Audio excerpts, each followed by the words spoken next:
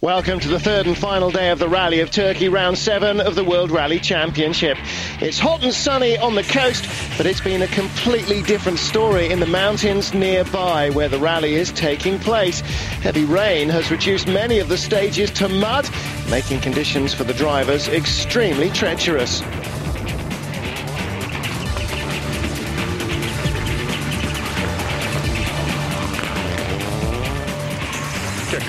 Into 6 right keep in and 2 left right into minus keep in. Freak weather notwithstanding, overall the event's been a big improvement over last year with the stages smoother and wider. The rally takes place on the southern coast of Turkey with the town of Antalya playing host. Just 2 more stages on this final day in the Anatolian mountains.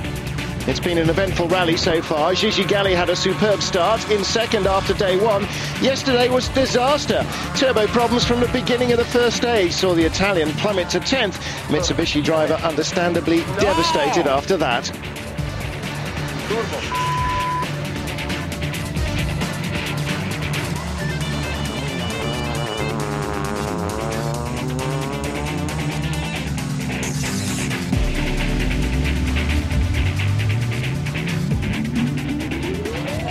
Ford's number 1, Tony Gardemeister, lost out in his battle for 5th when a tyre exploded on impact with a rock. He held on to 6th despite the time lost, and he's on course to continue his 100% point-scoring record this season.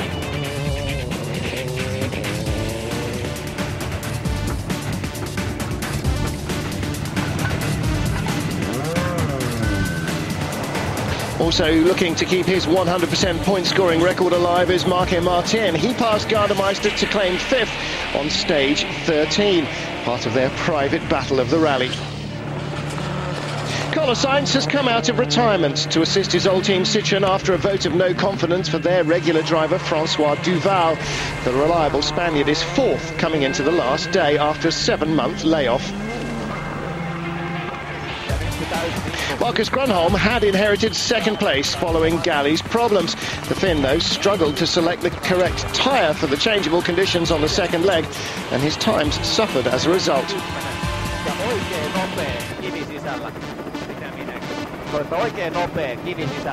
Okay, this was really terrible, hey. Grönholm's frustration allowed Subaru's Petter Solberg to claim the runner-up spot yesterday afternoon.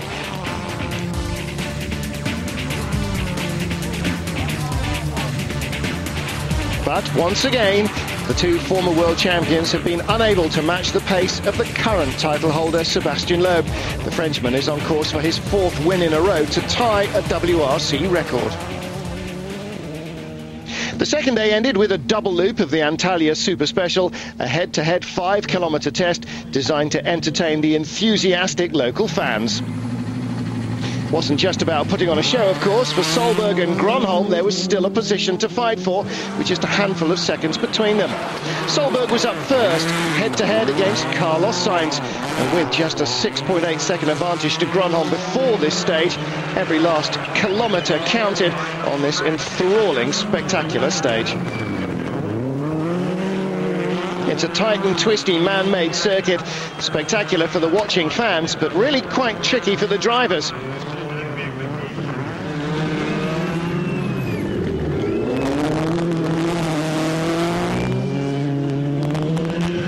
The Super Special demands total concentration. Even rally leader Sébastien Loeb was nearly caught out by one fast corner on the first run through here on Friday.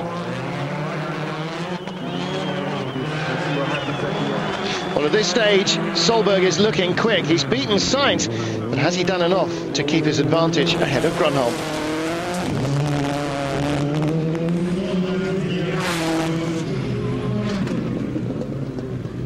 The battle between the pair had been seesawing throughout the day, with Grönholm taking the advantage back on the previous stage.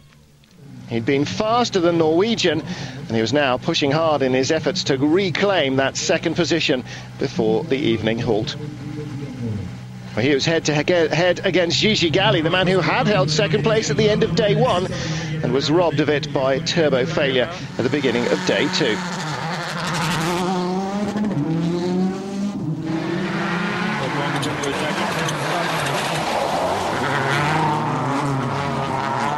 But their personal battle was really of little consequence. Gronholm was probably not even aware of how the Italian was faring. All that mattered was how his time compared with that just set by Solberg.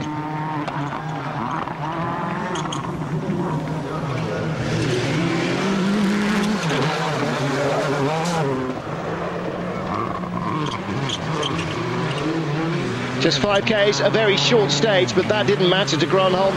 He was still giving it his all in his quest to catch the Norwegian.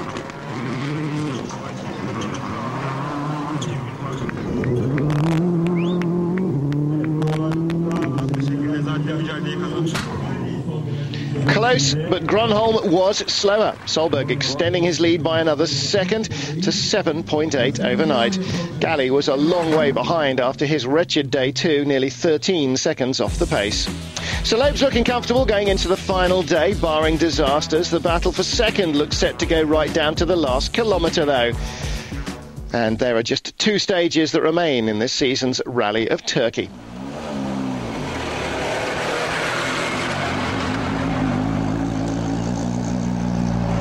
Marcus, just 7.8 seconds behind Petter Solberg. You must be feeling pretty determined this morning. Yeah, well, we see. I think the stage is very muddy in the end, I guess, so it will be difficult. Gronholm may have lost out on the Super Special last night, but he'll be determined to grab back some time this morning. Oikein helppo, 110. Vasen nopea, 3 ja vasen pitkä nopea. What do you know about the stage conditions this morning? Well, if you look at the times that the guys have done already now, they're driving much slower than yesterday. So it seems like it's more difficult conditions in the mud and stuff. So maybe a little bit of caution for you. Oh no. Not a chance. Solberg in typically bullish mood then this morning, so Gronholm will have to be at his best. The Finn has set top 5 stage times all weekend, but he's yet to win a single stage. A very telling statistic that has prevented him from staying in touch with the leader, but second place is still up for grabs. Solberg is behind him on the stage and is approaching the first split time. Advantage Gronholm as Solberg finds himself half a second off the pace.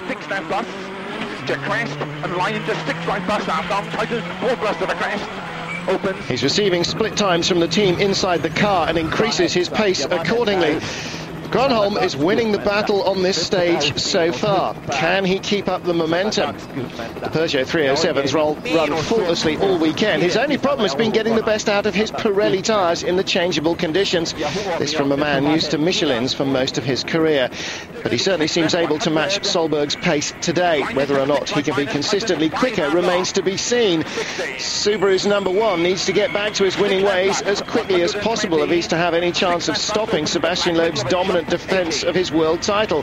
For now, though, he's concentrating on holding on to second up to the next split, and he's 2.3 seconds ahead of his rival.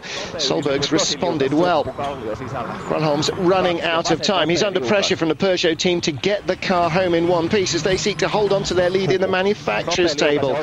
So maybe this is preventing him from going on one of his famous charges. It's very muddy and slippery towards the end of the stage, but he makes it through unscathed. 3 ja vasemmalle oikein nopea. Katko oli toinen. Puhutaan. Stage is clear for Markus.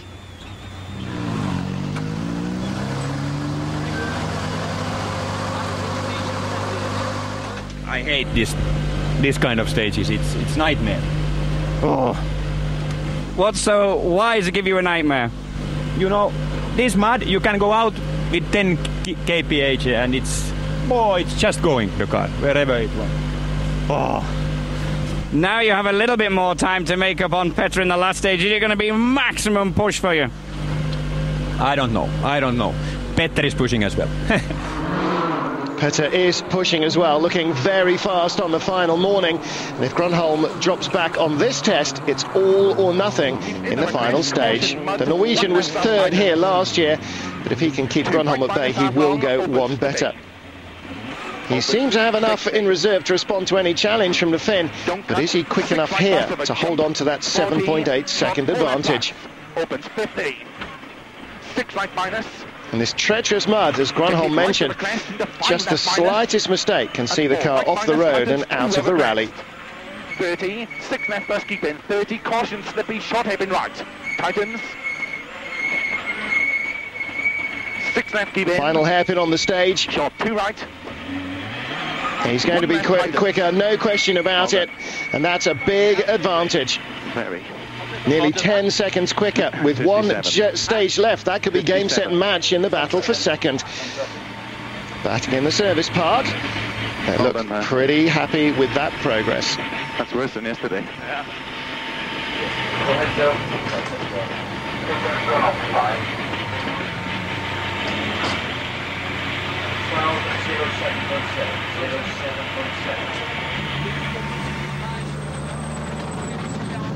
Okay, Petter on the timing board there. You're 10 seconds quicker.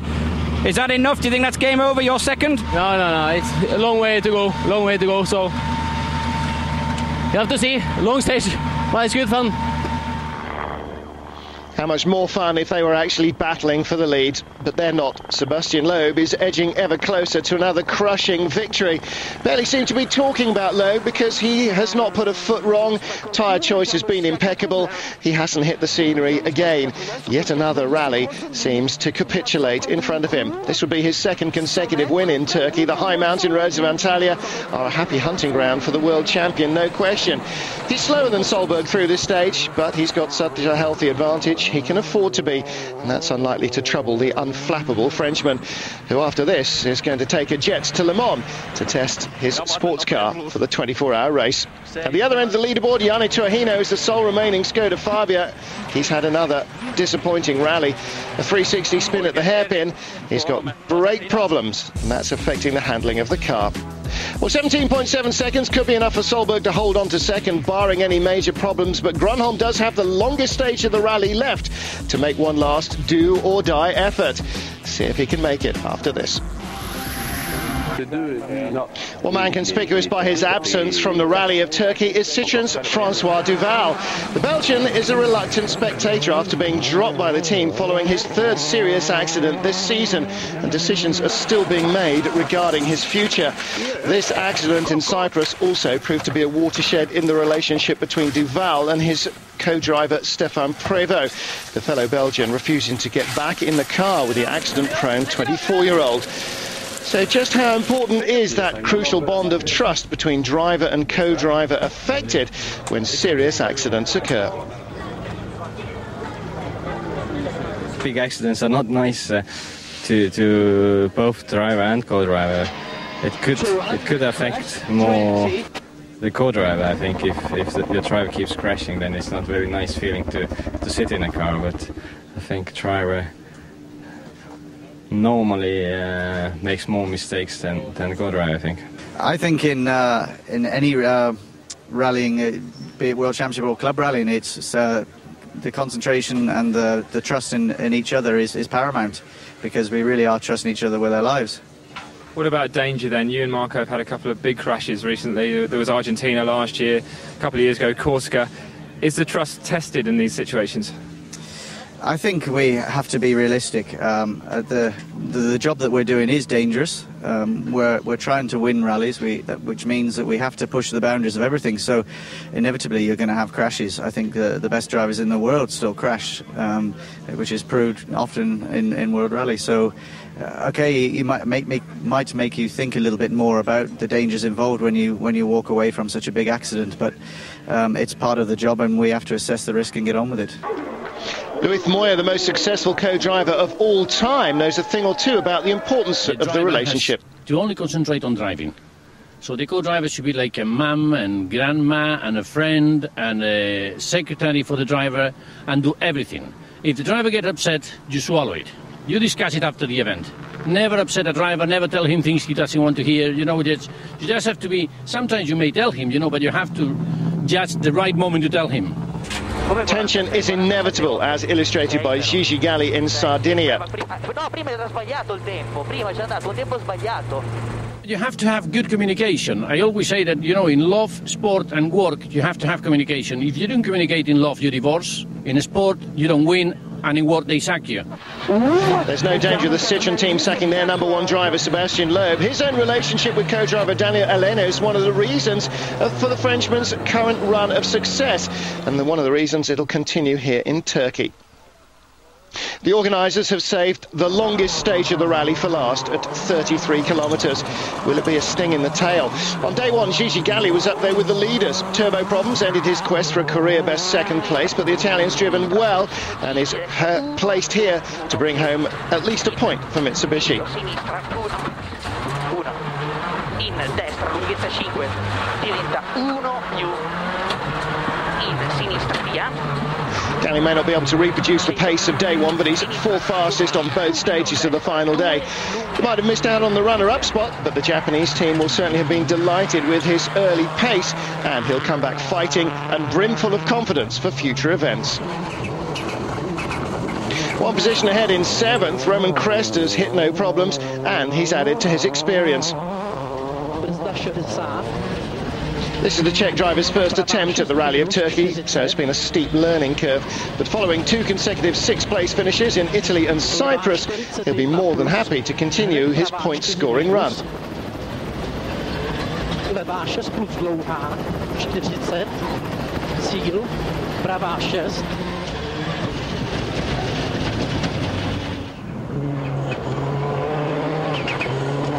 Cresta and Tony Gardemeister here, who's 6th, are both set to maintain Ford's phenomenal point-scoring record, now 51 consecutive rallies. The Finn had a dramatic end to the second leg with that blown tyre that shredded his hopes and his front wing, but there have been no problems on this final day, and he maintains his own record of finishing in the top 6 in every round this season.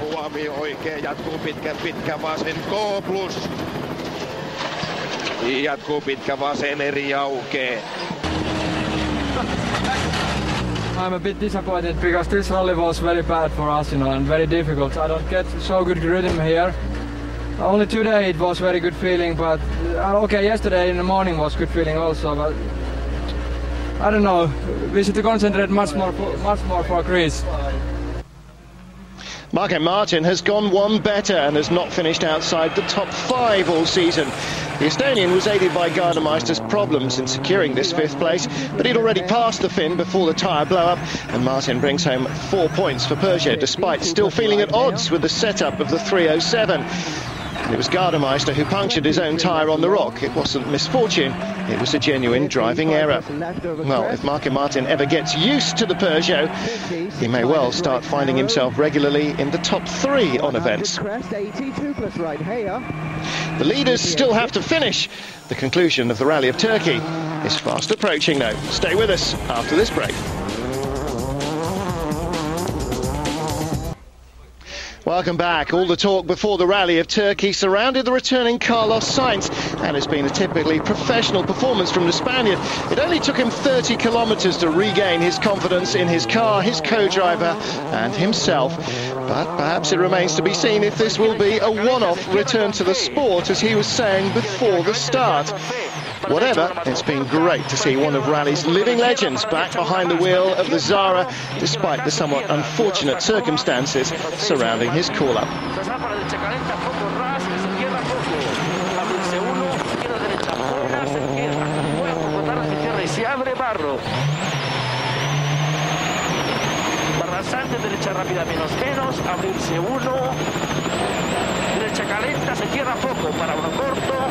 With his trademark blend of speed and consistency, El Matador is set to bring home 5 points for Citroën. Exactly the same number Duval managed in 6 events from the start of the season. That's exactly why his phone rang. Marcus Grönholm is once again unable to fulfill his desire of getting his first win of the season. Though the car's been reliable, it's still not exactly how the Finn would like it. The team's decision to move from Michelin to Pirelli has also made life tougher, particularly for Marcus, who has spent most of his career on the French tyres. He's heading for 3rd place. It'll be his 4th podium finish of the year, but it could have been runner-up spot if he could have matched the pace of Petter Solberg, his arch rival here. Do you think you've done enough to get 2nd, or are you settled for 3rd? No, we had no chance anymore. We lost too much in the mud on the previous stage. I don't know why so much, so no chance to catch him anymore, but okay, I am third now. Petter Solberg has won. He's won twice this season, but it must be tough for the former world champion to face up to the fact that beating Sebastian Loeb here in Turkey again proved a challenge too far. 6 left plus, into 4 right half long, tightens early. Into don't cut, 6 left plus of a crest, 6 right plus half long, 40 line. Solberg being Solberg, he'll keep on fighting for the championship till the very last stage of the season, but he'll have to settle for second here. I tried my best the first day to come through it without any major problems, and we did that. We lost a lot of time, but generally I'm very happy with the 2 last days. You know, we have been the quickest. But the rallies are decided on all 3 days, and the man of the moment yet again is Sebastian Loeb. In 1992, Didier Auriol won 5 rallies on the trot, but in the middle of that sequence there was one event he didn't enter. So you actually have to go right back to 1985 to find only one who actually won 4 consecutive rallies. And that man was the bespectacled Timo Salonen. Statistics like that show just how good Loeb really is. 5 wins out of the 7 this season. If he carries on like this, he'll rewrite an entire record book just with his own career. Sebastian, it's been 20 years since somebody won 4 consecutive rallies. I didn't know that it's so long ago, but sure, for the moment it's going perfectly for us. The feeling with the car is perfect, and we won now 4 rallies in a row, and it's looking very good for the championship and for the future. But I know every good thing has an end, so I try just to have the end as late as possible. Rallying's Michael Schumacher. Loeb's commanding victory was by a 1-minute margin. He was well backed up by Sainz in 4th there. In 5th, Marco Martin picks up 4 championship points ahead of the 2 Ford drivers and Gigi Galli. But, like Schumacher, smiling, fluent and humorous in English, as well as all dominant behind the wheel, Loeb returns to service to receive the acclaim of his teammates. His nearest championship challenger, Petter Solberg, is 13 points behind now, with Marco Martin in 3rd place ahead of his teammate Marcus Grönholm. And Citroën have made serious inroads into Peugeot's lead in the manufacturers' championship. It has been a quite difficult situation. You know, you come here, you need to finish the rally, you need to at the same time score points. You are not allowed to make any mistake. Then you find the rally in very difficult conditions with mud and really crazy situations. And I'm very happy to finish the rally and to score the points. That was the main thing. The big question, will you be back in 2 weeks' time in Greece? I don't want to do the championship. Maybe Greece, maybe not. It depends also on what is happening in other things I have in mind, which are my priority. In any case, it will be, if it is Greece, it will be Greece, and that's all that you can be sure, because then it's coming summertime, and summertime is all book and all plan. Will we see Carlos Sainz in Greece, do you think? What's your feeling? No, I don't think so. Carlos accepted to drive on this rally, but only this rally. He just said to me in an interview before, but maybe Greece. But if he says yes, would you take him? For sure. If he asks me to drive in Greece, for sure I accept. They both say no, they both say yes. Place your bets. Will we see Sainz in Greece? It's a rally he's always done well on. Sebastian Loeb will be looking to extend his winning streak to 5 consecutive and equal his own record of 6 in a season before we even get to the midpoint. He's already conquering the rally world. His next mission is to try and win the 24-hour Le Mans race. That's a race in itself. After the finish ramp, he's into a helicopter, onto a private jet and off to the Circuit de la Sarthe. So that's it from Sebastian and us in Turkey. You'll be able to see the highlights during the midweek, and don't forget Production World Rally Championship on Tuesday evening as well. Keep up to date with all the latest news, science and otherwise on WRC.com. Until the next time in Greece and the Acropolis Rally, from us it's bye for now. Bye-bye.